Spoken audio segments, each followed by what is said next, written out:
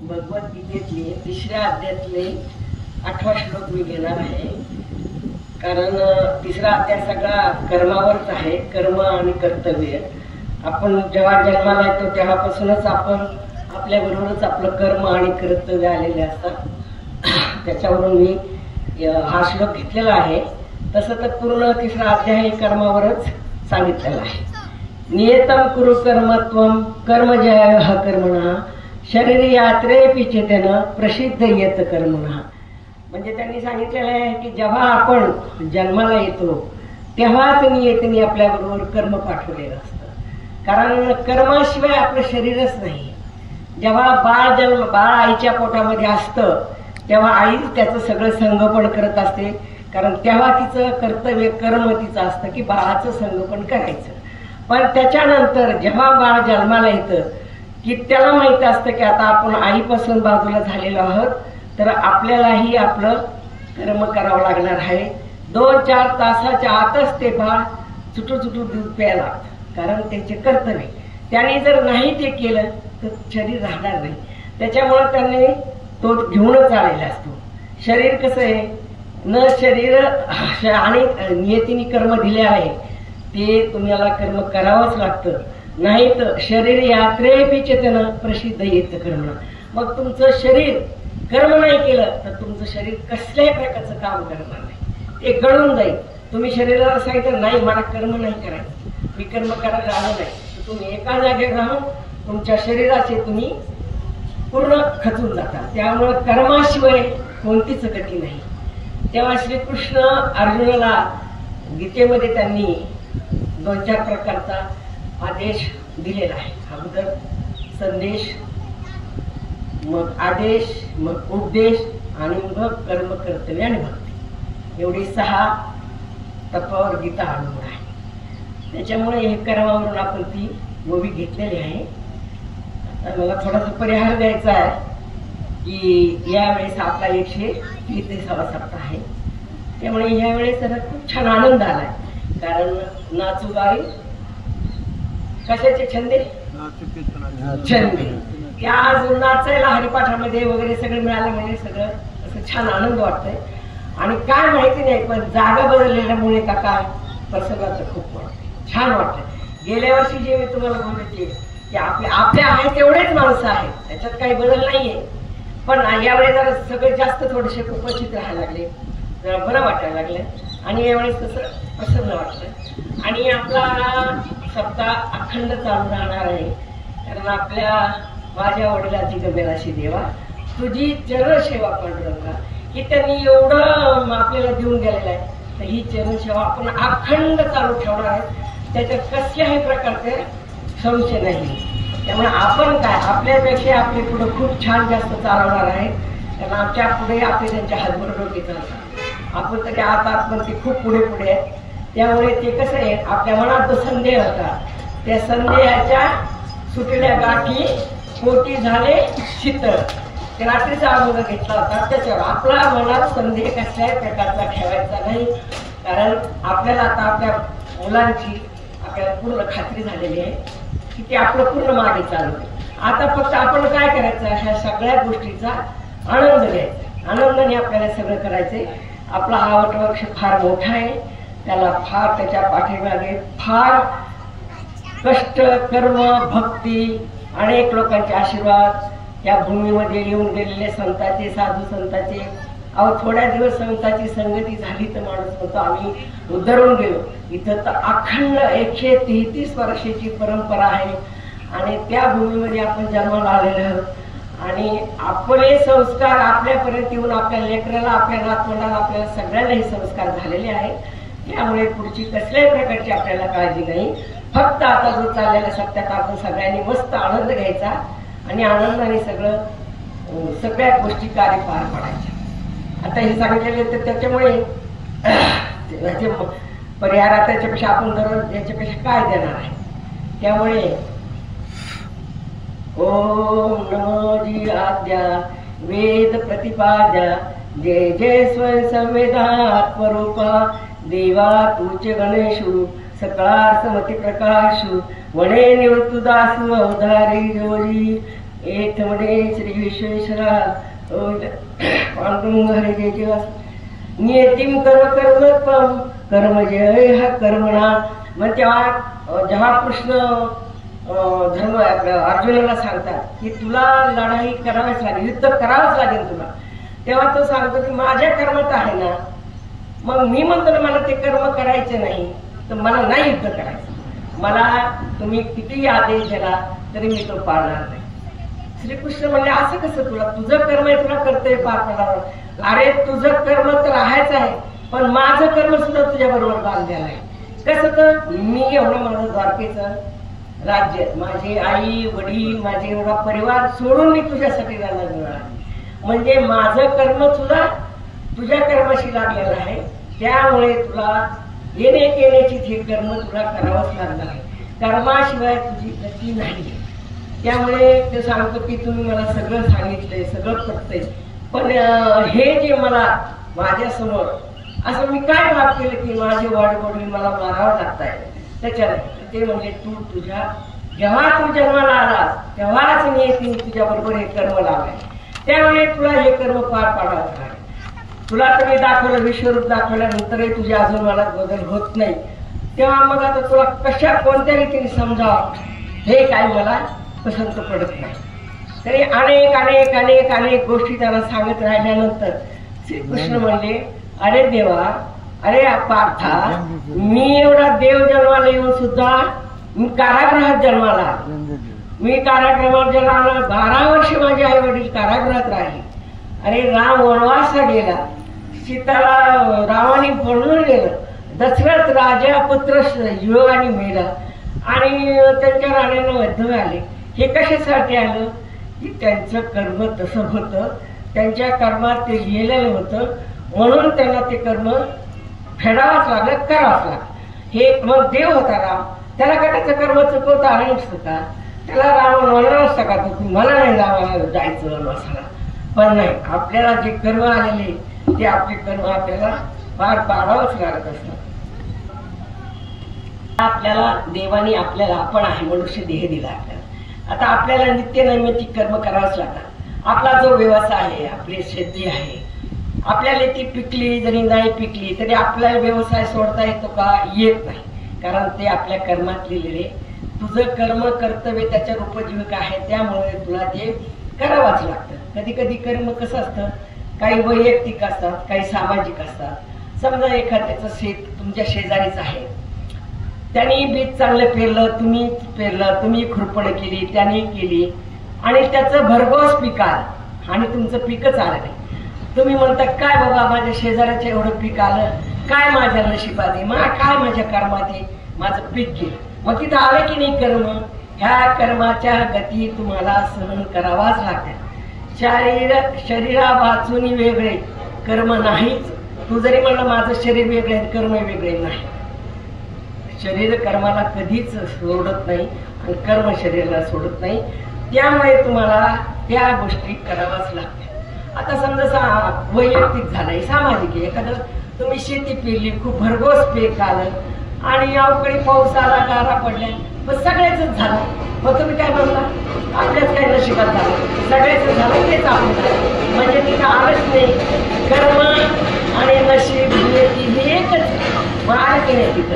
त्याच्यामुळे त्याला जास्त त्याचा खेद मानायचा नाही, कर्माचा खेद मानायचा नाही. आल्या त्या गोष्टीला तुम्ही त्याचा स्वीकार करून आयुष्य पुढे घालावं लागतं. फक्त ह्या कर्मामध्ये आपल्याला खूप त्रास होऊ नये म्हणून आपल्याला संतांची संगती करावी लागते, आपल्याला भक्ती करावी लागते, आपल्याला ज्ञानेश्वरी वाचावी लागते, आपल्याला गीता वाचावी लागते, आपल्याला गाथा वाचावं लागतं, आपल्याला अनेक ग्रंथाचं वाचन करावं लागतं आणि मग आपल्याला संगती घडते. आणि त्या संगतीमध्ये मग आपलं दुःख आहे हे आपलं दुःख कमी कमी होत चालत असतं.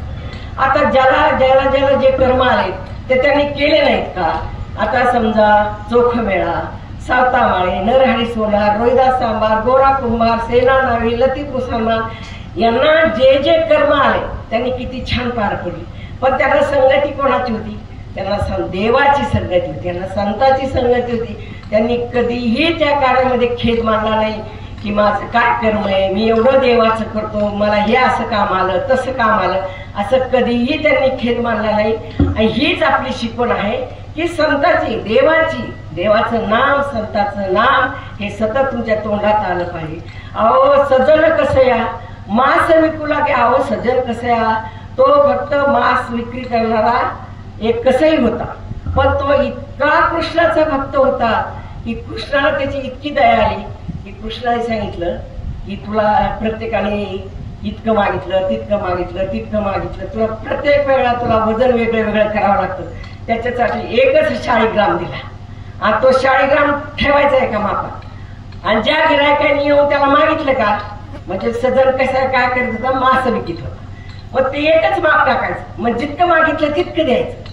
मग एक जणांनी शंका उपस्थित केली, काय म्हणे सजन कसं, तुला पाव किलो मागितलं, अर्धा किलो मागितलं, एक तू त्याच दगडाने, ते मला कुठेही जाऊन वजन करा. तर मग लोक पाया पडायला लागले. म्हणजे त्यांनी त्याचं कर्म आलेलं, त्यांनी किती व्यवस्थित पार पडलं, पण त्याला साथ कोणाची होती, नामस्मरणाची, देवाची होती. म्हणून त्यांनी कधी त्याच्यात खेद मांडलेला नाही. तसा आपला आयुष्य आहे. आपण ज्या जन्माला आलो, आपण मनुष्य जन्माला आलो, ज्या घरात जन्माला आलो, ज्या संस्कारात आपण जन्माला आलो, आणि त्याच्यामुळे जे आपल्याला कर्म येईल, जे आपल्या वाटेला काम येईल, ते आनंदाने पार पाडायचं आणि त्याचा कधीच खेद मानायचा नाही. आणि आपल्यासारख्या संस्कारित घराण्यामध्ये, ज्या घराण्यामध्ये 133 वर्षाची परंपरा चालू आलेली, त्याच्या तात्याला कर्म होतं, पण आपल्या हातून कधीही कुकर्म घडणार नाही, कधीही वाईट घडणार नाही, ही तर 100% गॅरंटी. कारण मनस्थिती तशी तयार झालेलीच नसती की मी याचं वाईट करीन, मी त्याचं घेईन, मी याचं खाईन. त्यांना लहानपणापासून बाळकडू हा भक्तीचा, संस्काराचा, देवाचा मिळाल्यामुळे आपल्या घराची 100% खात्री. आजही मला अजूनही आमच्या घरामध्ये कधीही कोणी कोणत्या गोष्टीसाठी भाऊ भांडले का, बाण का काय नो का बाय नो का, इतके संतुष्ट आहे, इतके संतुष्ट की काही जरी नाही आलं शेतातून तरी आमच्या वसंतांना इतके जवळ. त्या दिवशी त्या बाबांनी 1-2 किलो हरभरे आणून दिले. किती झाले काही खबर नाही, पण 2 किलो हरभऱ्यामध्ये सुद्धा ते संतुष्ट होते. ते म्हणले नाही की किती झाले, तू काय आम्हाला सांगितलं नाही. म्हणजे कसं असतं, आपण नाही म्हणत का, आपण जरी त्या लेवलला नाही पोहोचलं की खूप, पण आपण संताची आपली लेवल असते. कारण आपल्या घरात संत जन्माला आले, आपल्या घरात भाऊ जन्माला आले, तात्या जन्माला आले, रामभाऊदादा जन्माला आले आणि त्यांची पिढी आपण चालवली. त्यामुळे आपण संतच आहे. संताचे आपत्ती हे संतच असतात.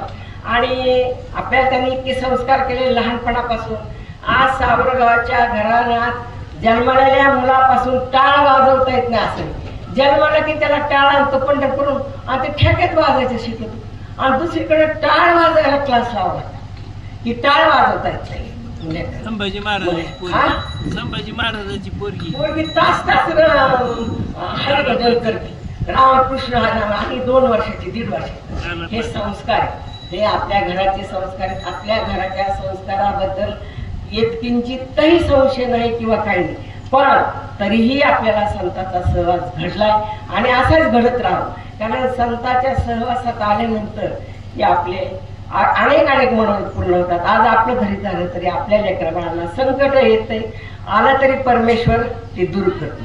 कसं म्हणते, मार्ग दावून गेली आधी दयानिधी संतते, त्याची वाटी चालू जाता न पडे गुंता कोठी काय. आपण जर संतांच्या मार्गाने चालत गेलो, आपल्याला कुठेही गुंता पडत नाही. आपण इतकं छान व्यवस्थित मार्गस्थ करतो, कारण ते मार्ग आपल्याला त्यांनी झाडून दिलेले असतात, मार्ग दावून दिलेले असतात. त्यामुळे आपला कुठेही गुंता पडत नाही. आता आपण एवढे नशिबान आहेत, आपल्या चारही बाजूने आपले संत आहेत. एवढे कोडे संतांचे आज भगवान आपल्या इकडं मच्छिंद्रनाथ गड आहे, वामन भाऊचा गड आहे. किती आपलं भाग्य म्हणावं लागलं.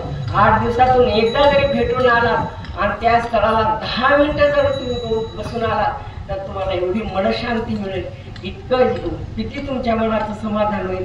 संतांच्या संगतीमध्ये खूप सुख असतं. संतांच्या संगतीचं वर्णन न करावं इतकं सुख असतं. आता आपण संतांच्या आणि भक्ती पण तशीच करावी लागते. तेच श्रीकृष्ण अर्जुनाला सांगतात की अर्जुना, तू काय कर, तुला हे सगळं कर्म आहे, ते तुला कर्म पार पाडावाच लागणार आहे. तू जरी नाही म्हणला तरी आणि त्याच्यानंतर तुला भक्तीचा मार्ग आहे. आणि सगळं ऐकल्यानंतर मग अर्जुनाला थोडा हे झालं की काहीतरी एवढा आपला कृष्ण आपल्याला सांगते, आपण त्याचं विश्वरूप पाहिले किती. मग अर्जुन म्हणतो, देवा आरतेचे नेजी पुण्य यशाशी आली, आजी मनोरथ झाले विजय माझे. बघा ज्ञानेश्वर महाराजांची ओवी कशी, आज पुण्य यशाशी आले. आपण काय म्हणतो यश मिळालं नाही, माझ्या पुण्याला यश आलं आणि माझे मनोरथ काय झाले, फळाला नाही, विजयी झाले.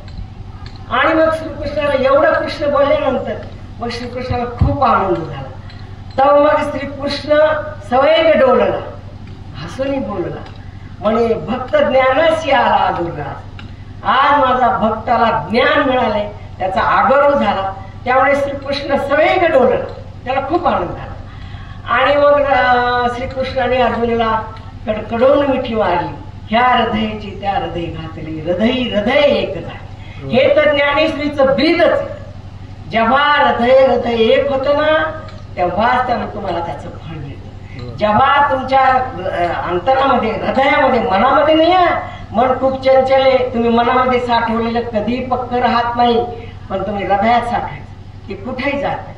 मग तुमच्या हृदयात साठवल्यानंतर, त्याचे पावले उमटल्यानंतर तुम्ही किती हेलवला, किती काही झाला, तुम्ही एकांतात बसला तर ते हृदय तुम्हाला उत्तर देते की हे तुला काही झालं नाही, तू संतांच्या संगतीत आहे, संतांचे पावले तुझ्यामध्ये आहे. त्यामुळे संतांची संगती भक्ती करणं खूपच ही. आणि जेव्हा मग अर्जुनाला मिठी मारली, म्हणजे अर्जुनाने सांगितलं की माझं आज पुण्य यशाशी आलं. आणि तेव्हा मग श्रीकृष्ण बी धन्य झाले. श्रीकृष्ण काय म्हणले त्याला, अर्जुनाला, आपने पे विनायक जे सुख साजुक ठेवले लागले जतन सप्रेमध्ये.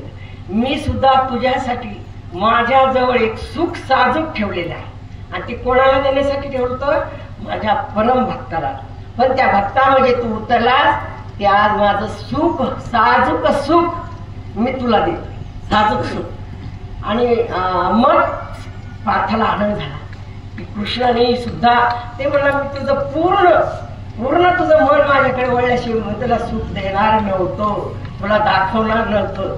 माझे पेव नाही, माझे शिवाय भीती तुझ्यासाठी ठेवले ते सुख साजूक कसं असतं, साजूक तूप माहिती. आता मला तर काही जावं नाही, पण ज्या सासाला माहिती जावं यायचा असला, साजूक तूप करून ठेवा, साजूक ताज कडलेलं लोण कडत तूप जावायला. तसं प्रेमाचा भक्त त्याला साजूक सुख. किती आनंद झाला असेल त्याला, त्या कृष्णाला किती आनंद झाला सगळ्या गोष्टीचा. त्यास काही जरी झाला तरी माझा आज भक्त मी म्हणल्यानंतर, इतकं विनवणे केल्यानंतर तरी तो युद्धाला तयार झाला. त्याच्यानंतर मग ते तुम्हाला सगळंच माहिती. पण तुम्हाला सांगते, याच्यात एक भीमाला कधीच उपदेश केला नाही. आडमोठा होता ते काही श्रीकृष्ण कधी ऐकतही नव्हता. गीता त्यांना सांगितलं नाही. गीता कोणाकोणाला सांगितली, अर्जुना. आणि संजय ऐकत होता ना, तो सांगत होता ना धृतराष्ट्राला सगळं. म्हणजे त्याचं किती भाग्य म्हणावं लागेल सांग धृतराष्ट्राचं. पण भीम इतका होता डोक्याचा, 100 कौरव एकट्या भीमाने मारले, कोणालाही मारू नाही दिले. हे पितामह द्रोणाचार्य हे सगळे अर्जुनाने मारले. पण 100 ते दुष्ट होते ना, ते फक्त एकट्या भीमाने मारले.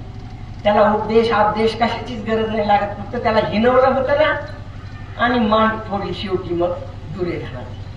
आणि त्याच्या रक्त केस लावून द्रौपदीचे. म्हणजे इतके जिद्दीचे होते. तो तर आडमुठाच होता, त्याला सांगायची गरज नाही, अगोदरच पण केलेला होता. त्याच्यासाठी कसं आहे, आपण सुद्धा संतांच्या संगतीत राहिलं पाहिजे, संतांचं भजन केलं पाहिजे, ऐकलं पाहिजे. आपण ज्ञानेश्वरीचे पारायण केली पाहिजे. प्रवचन तर समजा आपल्या घरात तयारच झालेत, प्रवचन करणारे झालेत, कीर्तनकार झाले, त्याचा विषय तो नाही.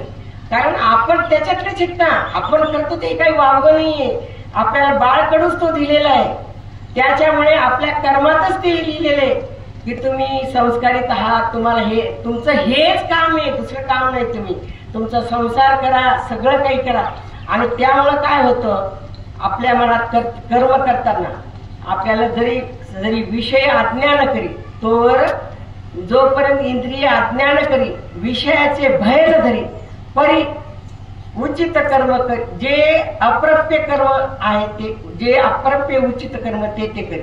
जे कर्म उचित आहे ना, तुमच्या इंद्रिय सांगितलं ना एखाद्या की नाही आज आपल्या वडिलाचं कीर्तन ऐकायचं नाही जायचं, त्याचं त्यावेळेला नाही ऐकायचं. त्यावेळेला ते एक म्हणून सांगितलं नाही मला तिथंच जाऊन कीर्तन ऐकायचं, मला तिथंच बसायचं, तिथं पोती चालवलं. त्यावेळेला कर्माचं काहीच ऐकायचं नाही. पण ज्या वेळेला कुकर्म करायला लावतो, शरीर बनतो, त्यावेळेला मात्र तुम्ही विचार करायचा, मनाला हे मोडत घालायचे नाही हे माझं काम नाही, हे आता मी जर आवडलं तर मी माझ्या हातून घडणारच नाही. त्यावेळेला मात्र आपल्या इंद्रियाचं ऐकायचं नाही, आपलं कर्म जे आहे ते कर्म करायचं. पण जोपर्यंत कर्म इंद्रिय आपल्याला आज्ञा देत नाहीत विषयाची, तेव्हा विषयाचे भय धरायचंच नाही की हे असं ते तसं. त्याच्यामुळे आपण आपलं कर्म करीत राहायचं, आपण भक्ती करत राहायचं. आता भक्तीने किती सगळ्यांचे सृष्टी आहे. आता आपल्या परंपरा चाललेली आहे. अहो इच्छा मरण मारले आपल्या रामभाऊ दादानी, इच्छा मरणाने केले. काय म्हणायचं तुम्हाला सांगा तुम्ही. आज सकाळपासून जो माणूस म्हणतोय आज किती वाजले, किती वाजता कीर्तन संपत आहे, काय होत हे काय होईल, हे भक्तीचं संस्काराचंच कारण आहे ना. आज तात्याच्या दिवशी गेले, ज्ञानेश्वरी समाधी सोहळ्याच्या दिवशी, आणि सगळेच आपले कोणालाही कधी त्रास झाला नाही, सगळे साथी भाऊ गेले. तरी हे कशाचं कारण आहे. कधी ते 2-4 महिने दवाखान्यात पडले, त्यांना काय झालं, त्यांना इतका बाळकडून मिळालेला होता, त्यामुळे त्यांच्या कसल्याही प्रकारचे त्यांच्यावर असे शारीरिक खूप आघात झालेले नाही. त्याचे फक्त सगळे संस्कार आपल्या या भक्ती योगाचे कर्माचे आहे. आता किती कर्माचे गोष्टी म्हणजे कसं आहे की आपण म्हणतो काय नाही भाजायचं, काय ते लोक म्हणतात काय ते त्यांनी पांडुरंगाला नाही भाजायचं, पांडुरंग गरीबाचा आहे, तू काय देत नाही. अरे तो पांडुरंग काय म्हणतो, माझ्या भक्ताला संसाराची काय चिंता, माझ्या भक्ता काय संसाराची चिंता, राजयाची कांत काय कोरण मागे, माझ्या भक्ताला काय करायचंय, मी त्याचा संसार करतो ना, त्यांनी माझं नामस्मरण करावं, योग्य रीतीने त्याच्या वाट्याला कर्म आलेले करावं, त्याने बाकीचं काहीच करू नये, त्याचा सगळा मी जड भारवतो. अनन्य चिंतयंतो मा ये परिपासते तेषां नित्याभियुक्तानां योगक्षम वहाम्य.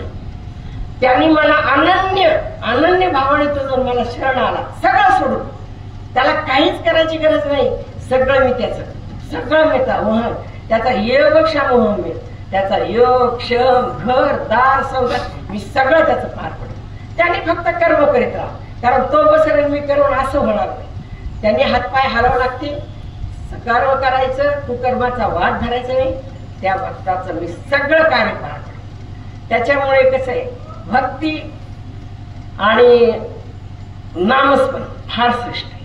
तुम्ही चालता बोलता, तुम्ही एका ठिकाणी बसून माळ घेऊन तसंही करू नका. अजपा जपणे उलट प्रणाचा तेथेही मनाचा निर्धार असेल. तुम्ही जप ना, तुम्ही चालता बोलता करता श्वास बरोबर करा, असं श्वास घेता ते केलं ना, सवय लागली तर त्या आपल्या श्वासोश्वासाबरोबर नाम जप होतो.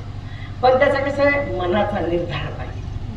अजपा जपणे उलट प्रणाचा तेथेही मनाचा निर्धार असेल, पण नाम जप करा. खायचं एका जागेवर बसा, माळ घेऊन फिरा. आता हे माळ बीळ हे ना, मी कधीच माळेवर जप करत नाही. कधी काय त्याचं ते घेऊन कोणाला दाखवायचंय, तुम्ही गणना करता का, ते करतो तुमची देताना गणना मी किती दिले काय, अजिबात नामजपाची गणना करायची, गणितच नाही, असा नामजप करत राहा. त्याच्यामुळे काय, तुम्ही आपल्याला तुम्ही जैसे भजाला तो तैसा देईल. तुम्ही कोणच्या अंत करणार त्याला भसता, त्याला कळतंय. तुम्ही नुसतं चालता नुसतं माझं काम होणे 5 नारळाचं तोरण बांधून देईन का तुम्हाला, त्याच्याजवळ स्थिर बसला नाही, त्याला बोलला नाही, बोला म्हणा देवापुढे. अगो तुम्हाला सांगते, तुम्ही देवापुढे बसा, बोला, सांगा कळवळाने. जसं आई बापाला सांगतो आपण तसं देवाला सांगा, देवा हे असं असं झालंय, मला फार वाईट वाटतं, मी तुझं सगळं करतोय, मग तुला आज मागितलं तर देऊ नाही का, नाही दिलं तर तिथून पड. स्वतःचा स्वानुभव मी सांगते तुम्हाला. आज मी कोणाच्या वाचण्या त्याच्यातून बोलत नाही. तुम्ही देवाला म्हणा, देवाला बोला, देव तुम्हाला दिल्याशिवाय तुम्ही जैसे भजाला तो तैसा तुम्हाला.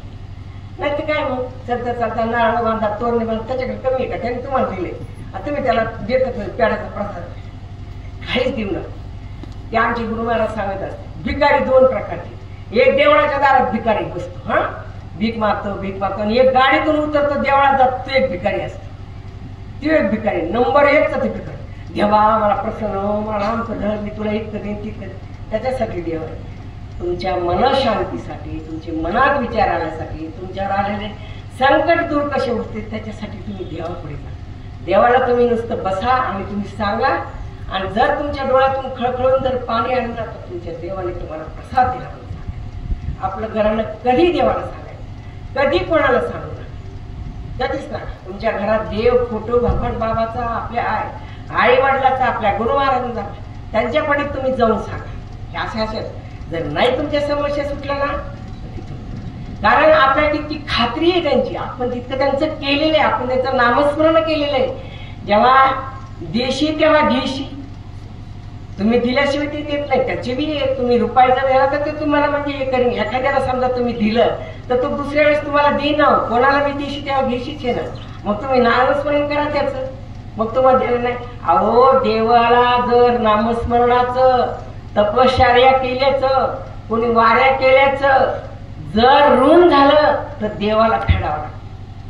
देवाला ते ऋण जमत नाही, त्याच्यावर होतं ते ऋण त्या भक्ताचं. एखाद्याने निष्ठा केली, व्रत केलं, वैकल्य केलं, देवाचं नामस्मरण इतकं केलं, त्याच्यावर कर्ज होतं, देवावर कर्ज होतं. आता येणे केण्याची कसं कर्ज फेडावं हे त्याला प्रश्न पडतो. तुकाराम महाराजांना पांडुरंगाला वाटायचं आहे, तुकाराम महाराजांनी काहीतरी मागा, वारीत लाईन उभे राहिले की पुढं माझ्या. कधीच तुकाराम महाराजांनी काही मागितलं, कधीच नाही मागितलं. देवाला वाटायचं यावेळी तरी वारीत मागल, त्या वारीत मागल, त्या वारीत मागल, कधीच नाही मागितलं. फक्त काय मागितलं, एकदा त्यांची वारीला जाणं झालं नाही, आणि मग खूप दुःख झालं त्यांना. माझी वारी चुकली, मला वारीला जाणं नाही झालं. कर्म कसं असतं, कर्म बसू देत नाही, कर्माने त्यांच्या ऐकलं. मग त्यांनी सांगितलं, तुम्ही सनकाधिक संत, मनविता कृपावंत. मी तर नाही म्हणत तुम्हाला, पण तुम्ही म्हणतात ना की आम्ही सनकाधिक आहेत, आम्ही कृपावंत. एवढा करा उपकार, सांगा देवा नमस्कार. तुम्ही पंढरपूरला चाललात ना, तुम्ही सनकाधिक आहेत ना, फक्त एवढं सांगा पांडुरंगाला की मी येऊ शकलो नाही, मला खूप वाईट वाटलं. एवढा निरोप. मग ते सनकाधिक गेले पांडुरंगाकडे सांगायला. पांडुरंगाला वाटलं आता काहीतरी मागवतोय तुकाराम महाराज. त्यांनी सांगितलं, देवा सांगा देवा नमस्कार. एवढं सांगितलं. किती त्या पांडुरंगाला कसं वाटत असेल, किती त्यांची भक्ती असेल, अनन्य भक्ती. आणि भक्ती कशी असते बघा, ज्ञानाने भक्ती होत नाही. ज्ञानम लभते श्रद्धावान लभते ज्ञान. श्रद्धा तुमची असली ना तर ज्ञान मिळतं, भक्ती मिळते. पण ज्ञान पंडित आहेत तुम्ही, खूप मुखदगत तुमचे, आणि तुम्हाला भक्ती, तुम्ही भक्त नाही, भक्त साधा. मी तर सांगते हे जे आपले सगळे आहेत ना, हे खरंच भक्त की तुम्ही तुमच्या मनातून एवढं लागत काय गातायत काकडा भजन सकाळची, किती सुंदर. झाकलेले रत्न आहेत ते उघड फिरत नाहीत की आम्ही, पण काय त्यांच्या देवाचा भाव, काय त्यांची ते काकडा, हे नामस्मरण, हे आवडतंय त्याला मागायचं आवडत नाही. जे तुम्हाला शिकवलंय, तुम्ही जन्माला आला, तुम्ही कर्माला आला, तुम्ही करतायत ना, ते देतात, ते मागा. तुम्ही तुमचं ते तर तुमचं, तुम्ही जर त्याच्यावर नामस्मरण केलं ना तर तुम्हाला न मागता देतो, किती काही देतो. तुम्ही फक्त अहंकाराने देवा, आणि अहंकाराने कुणी दिलेलं आहे, आणि लयाला कोण जातात, अहंकार. कुकर्म केलेले, कुकर्माची संपत्ती साठवलेली. आता तुम्ही तर बघितलं असेल आपल्या बीड जिल्ह्यामध्ये काय धिंगाणा चाललाय कुकर्माचा. अहो लेकरांना पुण्यामध्ये, औरंगाबादमध्ये रूम द्यायलाच राहायला, असे कर्म करून ठेवले. काय त्या कर्माची गती गहन वाढवा लागेल. होय जगभाऊ, विचारतात तुम्हाला, आयडेंटिटी पाहतात त्यांची, कुठले बीडचे तुमच्या. अहो काही मुलांनी आयडेंटिटी बदलून पुण्याला रूम घेतल्यावर स्पर्धा परीक्षेला काय सांगायचे की हे कुकर्म. काय सोने, काय गाड्या, काय बंगले, किती संपत्ती, काय जाळायची ती संपत्ती मागे ठेवू. अरे घरदार खाण्यापुरता कपाव, वस्त्र तुम्हाला आवश्यकता तितके, मस्त समाधानी आनंदी राहायचं, छान खायचं प्यायचं, मुलं संस्कारित करायचे, मुलांना बी काही मागायचं नाही, हे संस्कारित करायचे. म्हणजे तुम्ही आनंदाचा भोग घ्यायचा. काय चोऱ्या लप्या, इकडचं मार तिकडं, तिकडची जागा इकडं, इकडची घर, आणि शेवटी येतच चव्हाट्या. आणि ह्या हातावर जे कर्म केले तेच भोगाला येतंय. कर्म केलेलं दुसरं काहीच येत नाही. तुम्ही चांगलं कर्म केलं, चांगलं भोगाला येतं. तुम्ही वाईट कर्म केलं, तुमचं वाईट फळ इथंच, दुसरीकडं नाही. त्याच्यामुळे या असा पेपर उघडला, टीव्ही पाहिला, अरे वाटतं देवा काय हे सत्यनाश, काय रावणाच्या राज्यापेक्षा काय वाईट हे, काय चांगलं हे. ते तरी राक्षस होते, हे तर त्या राक्षसाचे ब्रह्म राक्षस येत. काय हे कर्म, काय कर्म करतात, इतकं कुकर्म, इतकं वाईट. यांना कशाचे संस्कार, हे दगड यांना कधी नामस्मरण घडलंय की नाही, यांना कधी संतांची संगती घडली की नाही, यांनी कधी देवाचं मनोभावे. तसे तर मागण्यासाठी तर जावं, मग काय त्यांचे अभिषेकन, त्यांचे काय मनात नाही भावून द्यावा मला पाव, काय त्याचा उपयोगी.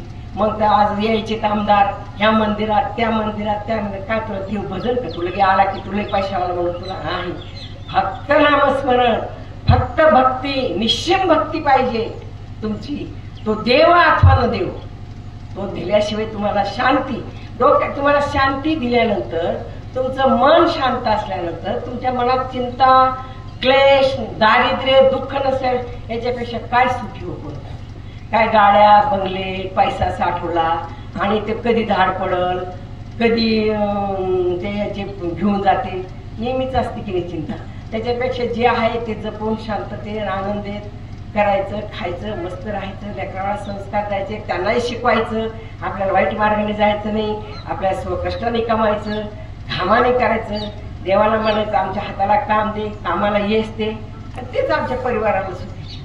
काय करायचं, याचे बुटके मोडायचे, त्याचं लोबाडायचं, याचं लोबाडायचं, हे असं येशिवाय जे कर्म आपण करायचे तेच आपल्याला ते चांगले कर्म. आणि ह्याला नामस्मरणात जो माणूस राहतो ना, ते कधीच वाईट कर्माला त्याचं म्हणतात, कधीच नाही.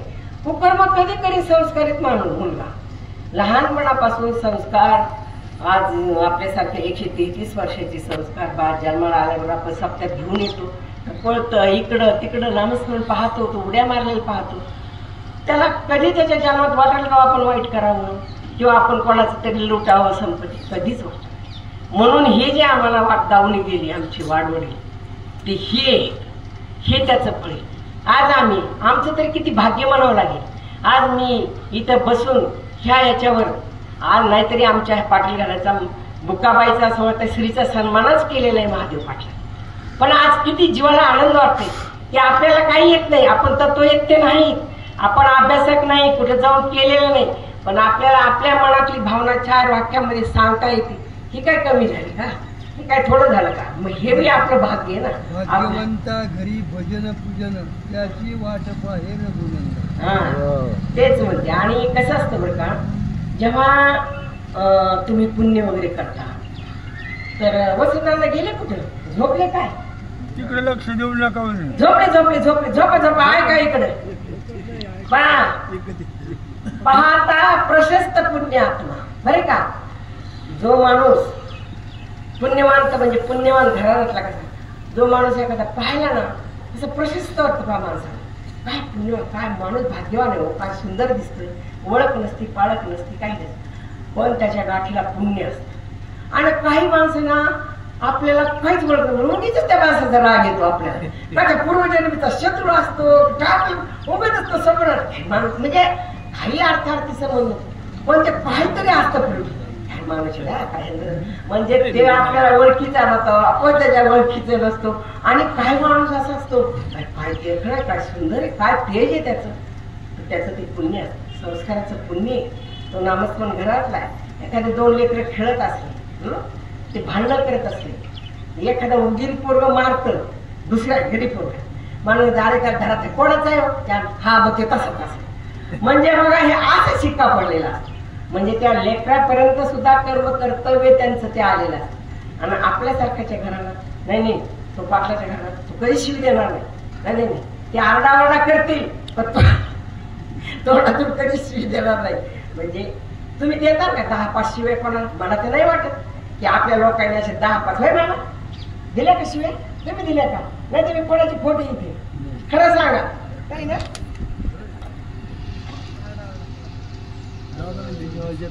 आडावाडा म्हणजे काय सांगत रणगुणच पेटल्यावर लोक असे काहीच नसतं शून्य. पण हेच काम संस्कार केले नाही कारण मला त्याला भीती वाटते.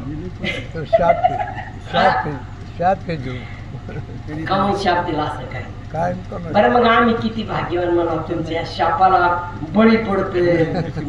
हात जोड आम्हीच बोलतो लोक ऐकत पाया पडते काय पाया पडते कशाच पाया पडते आम्ही काय कमी आहे पण तुम्ही कमी आम्ही बी काय कमी घरचे आलेले. तुमच्याकडे दबीड झालं तर तुमचे वय झाले आमचे बी झाले ना. बरं तुम्हाला इज्जत आहे ना आम्हाला नाही का इज्जत आम्ही पण आमची नाही करू. 4 चौघात आमचे इतके उठले की 40 महिने एवढाच मला महादेव पाटलाला विचारायचं हे कामूनच आला असं एवढा. हा बापू आज बरोबर होते तर मी तिकडे पळाली म्हणलं इकडे मी येते म्हणलं जाऊन आलो धरू का काय नाही पोकळ आरडावाडा काही कारण पण ते बी संस्कार आहेत. मारण्यापर्यंत पळत नाही हे बी संस्कार आहे. स्त्रीवर हात टाकू नये एवढी मर्यादा आहे. वरड तुला किती वरडायची आता सवय झाली आम्हा खेळकराच्या बायका वरडा तुमचेच घशात आत जाऊन बसत बाहेर इकडं तिकडं. कुठे गेली रे कुठे गेली? त्या दिवशी यांची नात म्हणती बरं का एवढी पोरगी हे म्हणते कुठे गेली कुठे काय राहणार सारखं कुठे गेली कुठे गेली. तुम्हाला तर नुसतं आज इकडे तिकडे गेली कुठे गेली कुठे गेली गपची बसते काहीच बोलले नाही. म्हणजे हे मात्र सगळ्यांच्या आले पण त्या आल्या आता पुढे जातच आलंय त्याच्यामुळं सबक शिवाय त्यांना भाऊनी काही त्रास दिला नाही. भाऊनी काही त्रास दिला त्रास नाही का घसे केवढे पडत त्यांच्या आम्ही नाही मानलं ते सोड तरी नशीब तुम्ही आम्ही मिळालो. खूपच छान आम्हाला नव्हतं कोणी काही आम्ही म्हणत अहो बाबा आम्ही भाग्यवानच आम्ही भाग्यवान कसे आलो ह्या घरी आलोत. आम्ही खरोखर संस्कार आम्हाला सत्संग घडला. आता तुम्हाला मी खरोखर सांगते मला माझ्या काशी मिळाल्यामुळे मला काय नाही घडलं. मला इतकं तीर्थाटन घडलं इतके प्रत्येक ठिकाणी आम्ही पारायण केले. हरिद्वार ऋषिकेश वृंदावन पंढरपूर कुठे त्यांच्या अनमन नसती मिळाली त्यांनाच आवड नसती मी काय केलं असतं. मग काय बायकाला शान पळाली नवऱ्याला ठेवलं घरी ही परिस्थिती येऊ दिली नाही. आणि आजही माझ्या बोलण्याचे 2 शब्द जे मी बोलते मी काही नाही पण त्याचं फेरी त्याला श्रेय जाते सगळे कारण ते मला नसते करू दिलं. तुम्ही सगळ्यांनी म्हणलं असतात वहिनी 2 शब्द प्रवाचन सांगा मी सांगू शकले नसते कारण ते माझ्या मनाला पटलं नसतं. पण इथे पतीची आज्ञा असल्यामुळे मी हे तुम्हाला निष्कंचपणे आणि स्वातंत्र्य प्रेरणा आहे ना त्याची सपोर्ट प्रेरणा आहे म्हणूनच इतकं बोलतोय ना आपण. आणि आपण संस्कार घराण्यात आलो आपल्याला नव्हतं माहिती इतकं आपलं होतं. पण यांच्या माझे वडील नेहमी म्हणायचे अरे काय सावरगावच्या घराण्यात 10 वाजता बायका आठवच्या भजनाला येतात 4 वाजता प्रवचन सुरू व्हायच्या अगोदर येतात. मला तर माझ्या आईला सांगायचे मला कधीच नवं लागतं म्हणजे कशी त्यांची काम उरकत येतात कसे येते का. आता तरी आपण नाही पाहिलं तर बाईंच्या तर प्रवचन सुरू व्हायच्या अगोदर येऊन बसायचे. काठ्याचं भजन सुरू झालं काकूच्या येऊन बसा. किती भाग्यवान होते. आम्हाला भाग्यच म्हणायला नाही बापू म्हणले तसं आमचंही भाग्य आहे की तुम्ही आम्हाला मिळाले. हा एक घर मिळालं हा घराला मिळाला माझे पाटलासारखा एवढा वर्षावर चालणारा माणूस मिळाला. आणि तुम्हाला सांगते आपल्या 8व्या पिढीमध्ये सुद्धा एक युग पुरुष जन्माला येणार. कारण 8व्या पिढीमध्ये हे जे चालत आलेलं असतं ना बघा तुकाराम महाराज त्यांच्या 8व्या पिढीची एकनाथ महाराज त्यांच्या 8व्या पिढीची आणि अशी परंपरा आली आपण असू नसू त्याचा विषयच नाही पण आपली ही परंपरा चालू ठेवायला एक युग पुरुष 8व्या पिढीमध्ये नक्कीच जन्माला येणार आहे आणि ते आपली पुढं चालू ठेवणार आहे. आता बघा ना आपलं हे संकेत तिथं शिकतोय त्या दिवशी आला परत गेला परत हे कशाचे लक्ष दे नसता आला तर कधी मुलं असते त्याला पण ती ओढ मनाची हे संस्काराची या भक्तीची ओढ लावतं ना माणसं. जशी धनाची ओढ असते धनवनाला तशी नामस्मरणाची ओढ आहे. म्हणूनच येत आहे अशा गोष्टी येते. त्याच्यामुळं कसं आहे किती बरं नाही चालू पुढच्या वर्षी त्यावर त्या दिवशीच्या प्रवचन काढावे ते बोल चक्र घालते म्हणून तसं आपलं संपूर्ण थोडंसं घेतलंय 15 मिनिटे काय मग तेच असं सांगायचं म्हणजे कसं आहे की देवाची भक्ती करा, नामस्मरण करा. माझ्या हे सगळ्या जावा भावा हरिपाठाला उभ्या राहतात. हरिपाठ मुखदगत आहे त्यांचा, पण त्यांची डेअरिंग होत नाही अजून. त्यांना थोडंसं त्यांचे इथं जे आहेत त्यांच्याजवळ त्यांना साथ देत नाहीत म्हणायला, म्हणून त्या थोड्या का करतात. नाहीतर काय आजकाल हरिपाठच जे पाठ होते, काकडा भजन पाठ होते, त्याच्यापेक्षा काय पाहिजे सांगायचं. आज तेच नामस्मरण घडलं तर किती झाले आपले. दोन्हीकडचं पुण्य आहे, दोन्हीकडचं पुण्य दोन्हीकडचं असं नाही का, पण तिकडचं पुण्य इथं नसतं तर काय कामाला असतं. पण ते थोडं हे अधिक हे असते. त्याच्यामुळे काकडा हरिपाठ पाठ आहे. त्यांना सकाळी 4 वाजता काकडा भाजला येते की नाही. आवड असल्याशिवाय होतं का ते. त्याच्यामुळं आवड धरा, नामस्मरण करा. आणखी कसं असतं की भक्तिभाव, भक्ती रधावान भक्ती भक्ती कसं असतं संतुष्टपणाने. कसं संतुष्टम सततम योगी ये केले तसं आपण संतुष्ट राहायचं सतत. कसं आहे कमी जास्त काही झालं, आता आजारपण आहे घरात, काय काय असतं काय काय ते देव पार पडतो ना त्याच्या नामस्मरणाने. आपल्याला काय आजारपणाचे कमी संकट आले त्या, पण ह्या पांडुरंगाने पार पडले ना, नामस्मरणाने पार पडले, अन्नदानाने पार पडले. म्हणून अखंड आपला हरिनाम सत्ता चालूच राहणार आहे. एकमेकाचा आपल्याला कुणी याचं एकमेकाचा कुणी अनादरही करत नाही, आनंदाने चाललेला आहे. त्याच्यामुळे कसं आहे भक्तिभावाने सगळ्यांनी मनमिळावपणाने आपला सत्ता हळूहळू चालू ठेवा. आमचे मामाजी खूप तड करतात बिचारे सगळे. खरंच तुम्ही करता म्हणून थोडे हे तुम्हाला साथ देते तर तुम्ही लिहा. बरं, धन्यवाद धन्यवाद धन्यवाद. आणखी आमचे जे भाऊ बी येतात, मग सगळं झाल्यानंतर त्यांना कोणी उठत नाही लवकर, पण ते बरोबर काल नव्हते तरी तिथून उठून आले. त्यांनी ते सांगितलं, विश्लेषण करणं सांगणं हे तरी काही कमी आहे का, हे तरी आलं पाहिजे ना. त्यामुळे सगळे आपापले जबाबदारी पार पाडतात. आता शेवटचं एवढंच सांगणं आहे की देवाला भजा, देवाला भजा, देवाला माना, नामस्मरण करा. येता जाता बांधता खांता बसता उठता आणि सतत श्वासाबरोबर श्वासाबरोबर राहा. असं केलं तर राम देऊ शकतो. रामकृष्ण हरकत काहीच करू नका, तुम्ही ट्राय करून बघा. एकदा निवांत बसा आणि श्वास घेत जा.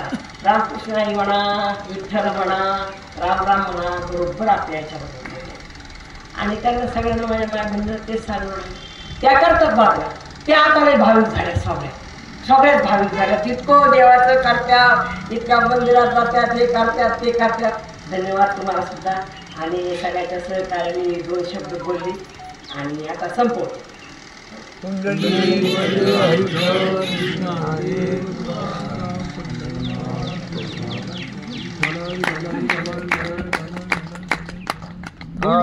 विश्वास मुखे देवे वाक्याचे दोषावे दोषोनी मदलावे प्रसादाने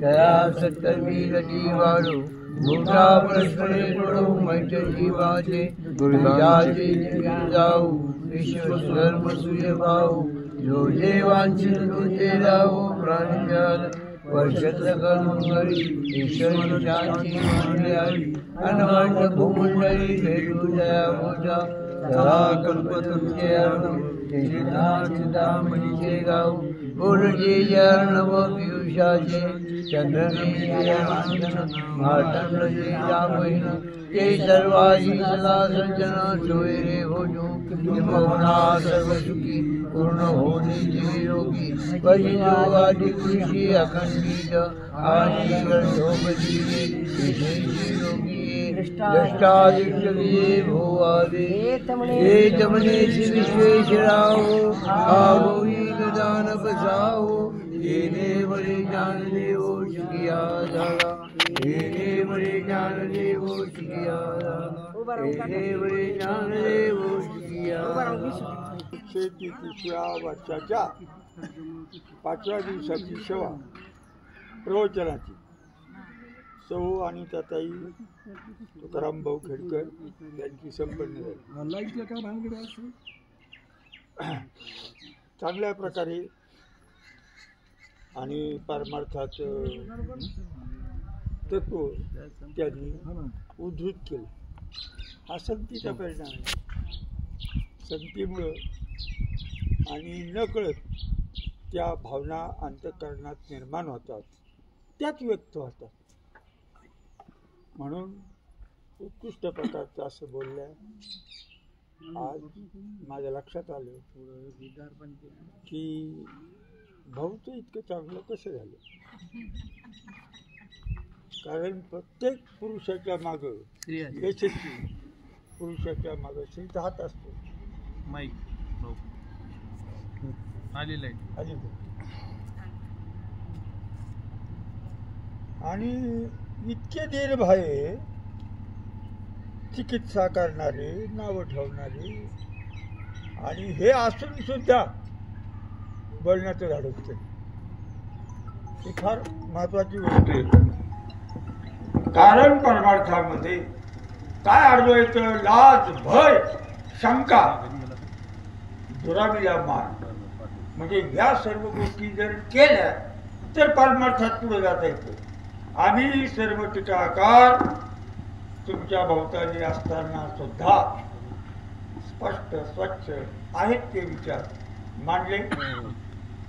बाकीचं कोणाला आनंद झाला का नाही मला माहित नाही, पण भुकबाईला झाला असेल, बरं वाटलं असेल त्याने. माझ्या नावाने सप्ताह करते, कोणीतरी पुढे येतं. आणि खरोखर ज्या घरात स्त्रिया चांगल्या चांगल्या चांगल्या म्हणजे सर्व अर्थात चांगल्या आहेत, त्याच घराण्यात काहीतरी होऊ शकते. जर जिजाबाई नसत्या, शिवाजी नसते, भगवान बाबांची आई तर कोणी दी नसती, तर भगवान बाबा नसते. हा नियम आहे, निसर्गाचा नियम. कारण साधू पुरुष, पराक्रमी पुरुष हे काशी कोणाच्या पोटी जन्म घेणार आहेत का? जिथं कुठं काहीतरी असं उच्च प्रकारची मनोस्थिती आहे त्या ठिकाणी या देवता जन्म घेतात. देवता काय कोणाच्या शरीरात त्यात असतात. असो, याप्रमाणे सर्वांकडून भक्तीची वाट पुढे पुढे पुढे पुढे पुढे चालत राहू. सर्वांकडून पैशाच्या साह्याबरोबर प्रत्यक्ष हाजरीचं साह्य आणि प्रत्यक्ष परमार्थातच साह्य. आता वास्तविक पुढच्या वर्षी सुद्धा भाऊ आपल्याला जर सगळ्यांनी मिळून आहे तेच भांडवल बरं का, नवीन कुणी तयार हो न हो, पण 2-4 स्त्रियांनी मनावर घेतलं. समजा श्रीनिवासदादा आहेत, हरिमामा आहेत, मी आहे, तुम्ही आहे, एवढेच जण जरी पुढे आले तरी आपल्याला काकडा काढतात. 1 वर्षात नाव कसं 365 दिवसात किंवा हा नाही आला तो नाही आला. सप्त्याचा उद्देश आहे ना आपण स्वतः भक्ती करावं म्हणून. तर मला वाटतं पुढच्या वर्षीसाठी महिला मंडळाने काकड्याकडे लक्ष द्या, या चालीकडे लक्ष द्या. आणि पहिलीच गोष्ट अगर्वता हे सगळं करा. असो, आजचे रात्रीचं हरिभक्त परायण यांचं जेवण होईल. या इकडं